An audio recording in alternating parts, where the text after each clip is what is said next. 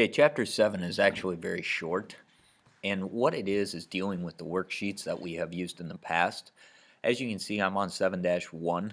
You have an abbreviated worksheet right here, and all that is, or all that means is, you have um, you have a worksheet that you can see the sales and expenses and net income. And that's really all we're worried about. The first type of uh, statement that we're dealing with is called an income statement. And we set that up with the title, the company title, which is Darlene's Delivery Service, income statement for the month ended July 31st, 2013. On the first line, you type in revenue. There is no number attached to that. You type in sales. The number goes in the right column. That is a total. There's no other sales account. Next line is expenses. And then we type in all of our expenses. And I'm getting this information from right above. Those numbers go in the left column. Then we type in total expenses. We add up those four numbers. And then we get our net income. Our net income is our sales minus our total expenses. That number will always equal the one that you will see in the worksheet or the abbreviated worksheet. Also, this number, the sales number, is 100%, always 100%. Our total expenses, we take 2181 divided by our sales number, which is 5511. That's how we get 39.58%. And then we take 3330 divided by 5511, and we get 60.42%. And that is our income statement. Now, 7-2 is a balance sheet.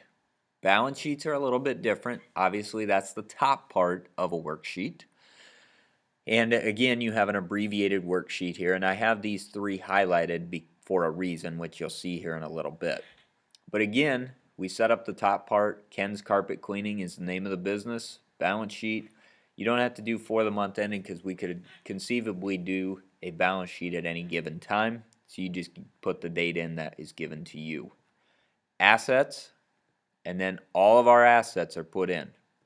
Cash, petty cash, accounts receivable, supplies, prepaid insurance. Those are all of our assets. Numbers don't change. We put them in the column, add up our total assets. And we highlight at the end here. Liabilities. We know those are always accounts payables, and there's two of them. Since there are two of them, we're going to put them in, and then we do a total liabilities. That's how I get 659. Owner's equity is the next one. There's no number associated with that. Then we get the capital. We do not use the capital number given to us, that 11,810. We take 11,810 minus the drawing, which is 855, plus net income. And that's how I get 12,854. Now, if that was a net loss, net income was a net loss, I would also subtract that number. Okay, so it'd be capital minus drawing minus the net loss. I take 659, which is my total liabilities, plus my capital, and that's how I get total liabilities plus owner's equity. Since they balance, I highlight. And a couple of notes to keep in mind. You need to make sure your total assets and total liabilities and owner's equity are on the same line because you want to show that they balance.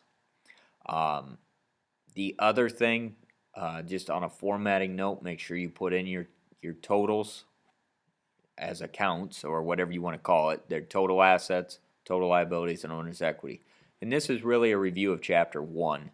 You know, assets equal liabilities plus owner's equity. And that is what Chapter 2 is all about.